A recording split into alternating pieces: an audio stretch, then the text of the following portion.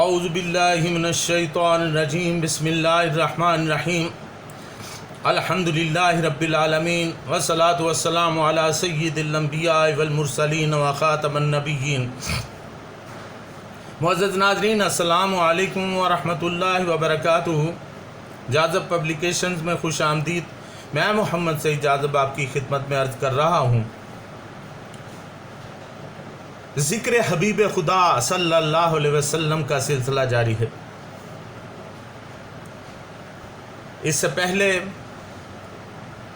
میں نے آقا دو عالم صلی اللہ علیہ وسلم کے ذکر کے بارے میں چند باتیں عرض کی تھیں، اور آخر میں نے یہ عرض کیا تھا کہ حضرت عائشہ صدیقہ رضی اللہ تعالی عنہا نے فرمایا کہ رسول اللہ صلی اللہ علیہ وسلم حضرت حسان بن ثابت کے لیے مسجد میں ممبر رکھا کرتے تھے، اور وہ اس پر کھڑے ہو کر رسول اللہ صلی اللہ علیہ وسلم کے مفاخر بیان کیا کرتے تھے اور مشرکین کے مطعن کا جواب دیتے تھے۔ یعنی آقا دو عالم صلی اللہ علیہ وسلم کی موجودگی میں آپ کی تعریف میں، آپ کی شان میں اشعار کہا کرتے تھے۔ یاد رکھیے، حضرت حسان بن ثابت رضی اللہ تعالی عنہ آقا دو عالم صلی اللہ علیہ وسلم کے دور میں سب سے پہلے نعت گو شاعر تھے۔ وہ خود نعت پڑھا کرتے تھے، اور آقا دو عالم صلی اللہ علیہ وسلم بڑے ہی پیار سے ان کو دیکھا کرتے تھے اور سنا کرتے تھے۔ حضرت حسان بن ثابت رضی اللہ تعالی عنہ کی ایک مشہور ربائی ہے، وَأَحْسَنُ مِنْكَ لَمْ تَرَكَتْ عَيْنِي وَأَجْمَلَ مِنْكَ لَمْ تَلِدِ النِّسَاءُ خُلِقْتَ مُبَرًّا مِنْ كُلِّ عَيْبٍ كَأَنَّكَ قَدْ خُلِقْتَ مَا تَشَاءُ۔ ایک شاعر نے اس کا منظوم ترجمہ کچھ یوں کیا ہے: جہاں میں ان سا چہرہ ہے نہ ہے خندہ جبیں کوئی، ابھی تک جن سکی نہ عورتیں ان سا ہنسی کوئی، نہیں رکھی ہے قدرت نے میرے آقا کمی تجھ میں، جو چاہا آپ نے میرے آقا وہ رکھا ہے سبھی تجھ میں۔ میں اس کا آپ کے سامنے آسان لفظوں میں ترجمہ بیان کرتا ہوں۔ وَأَحْسَنَ مِنْكَ لَمْ تَرَكَتْ عَيْنِي، میرے آقا آپ جیسا حسین میری آنکھوں نے کبھی نہیں دیکھا۔ وَأَجْمَلَ مِنْكَ لَمْ تَلِدِ النِّسَاءُ، اور آپ کے جمال والا کوئی آج تک کسی عورت نے نہیں جنا۔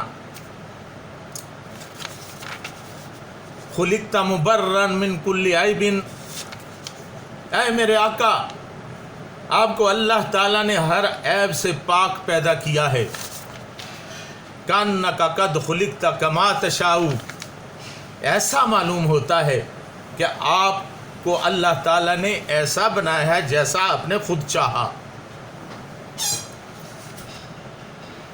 کچھ اہل دل، کچھ احباب آقا کی محبت میں ڈوب کر یہ کہتے ہیں کہ آقا صلی اللہ علیہ وسلم کو اللہ تعالیٰ نے پوچھ پوچھ کر بنایا ہے۔ اللہ تعالیٰ نے پوچھا، یا اے میرے حبیب تمہارے ہاتھ کیسے بناؤں؟ آپ نے بتایا، اس نے بنا دیے۔ اے میرے حبیب آپ کا چہرہ کیسے بناؤں؟ آپ نے بتایا، انہوں نے بنا دیا۔ اے میرے حبیب آپ کا دل کیسے بناؤں؟ آقا دو عالم صلی اللہ علیہ وسلم کی خواہش سے آپ کا دل معطر کر دیا، منور کر دیا، آپ کا ویسا ہی دل بنا دیا۔ آپ کا ذہن کیسے بناؤں؟ آپ کے جسم کے باقی اعضاء کیسے بناؤں؟ تو جیسے چاہا آقا دو عالم نے ویسا ان کو بنا دیا۔ یہ جذباتی کیفیت ہے۔ بیان کرنے والے اپنے جذبات میں ڈوب کر یہ بات کرتے ہیں، لیکن سچ یہی ہے کہ آقا دو عالم صلی اللہ علیہ وسلم کی آپ کے خصائل، آپ کے فضائل کا بیان یہ ذکر ہی ہے، ان کا بیان کرنا یہ ذکر ہے. جیسے حسان بن ثابت رضی اللہ تعالیٰ عنہ آپ کے اعضاء کا، آپ کے جمال اور حسن کا ذکر کر کے اپنے دل کو گرمایا کرتے تھے. ہم بھی خصائل کا، آپ کے فضائل کا بیان کر کے اپنے دل کو گرماتے ہیں. ایک شاعر ہیں، وہ لکھتے ہیں: خوشا چشم کو دید آں روح زیبا، خوشا دل کے دارد خیال محمد. یعنی وہ آنکھ کتنی خوش قسمت ہے جس کو محبوب صلی اللہ علیہ وسلم کے چہرے زیارت نصیب ہوئی ہو، اور وہ دل کس قدر خوش نصیب ہے جس میں حضرت محمد صلی اللہ علیہ وسلم کا خیال آتا ہے. سلام علی انوار طلعتک التی اعیش بہا شکرا وفنا بہا وجدا. یا رسول اللہ صلی اللہ علیہ وسلم، آپ کے روح مبارک کے جلووں کی پاشانی کو سلام، جس کو دیکھ کر میں شکر کی کیفیت میں زندہ رہتا ہوں اور وجد کی کیفیت میں فنا ہو جاتا ہوں. حضرت حسن، امام حسن رضی اللہ تعالیٰ عنہ، آپ سے روایت ہے کہ میں نے اپنے ماموں ہند بن ابی حالہ سے جناب رسول اللہ صلی اللہ علیہ وسلم کے شمائل کی نسبت سوال کیا اور آپ کے حلیہ شریف کا بکثرت ذکر کیا کرتے تھے، اور میں اشتیاق رکھتا تھا کہ میرے سامنے کچھ بیان کریں تو میں ان کو اپنے ذہن میں بٹھا لوں.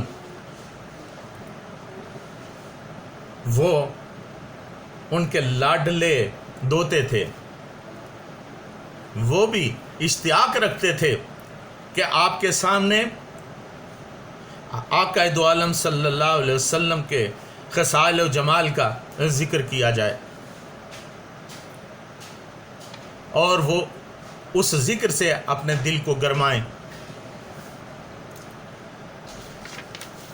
ناظرین، آقا دو عالم صلی اللہ علیہ وسلم کی ذات اقدس پر درود بھیجنا بھی ذکر ہے.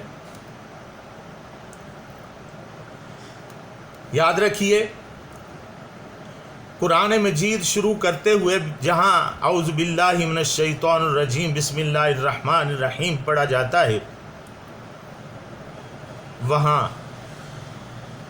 درود شریف آخر میں اور پہلے پڑھ لینے سے معتدل ہو جاتا ہے. یاد رکھیے، قرآن مجید مزاجاً خشک ہے،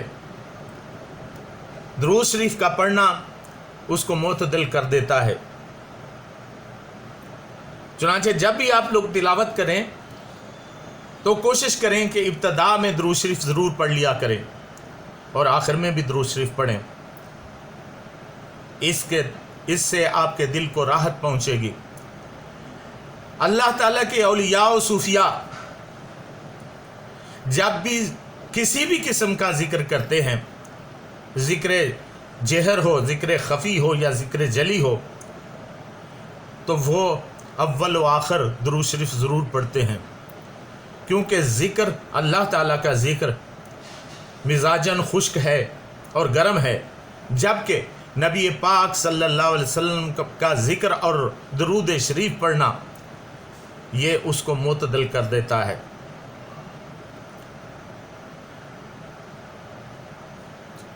نبی پاک صلی اللہ علیہ وسلم کا ذکر انشاءاللہ یہ جاری رہے گا.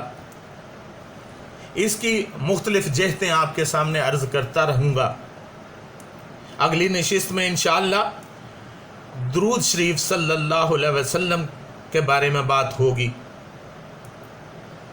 کہ اللہ تعالیٰ نے کس طرح ہمیں آقا دو عالم صلی اللہ علیہ وسلم کی ذات اقدس پر درود بھیجنے کا حکم دیا، اور کیا وہ خود بھی پڑھتا ہے. یہ بھی عرض کروں گا انشاءاللہ لذیذ. اب تک کے لیے اجازت. وما علینا الا البلاغ المبین.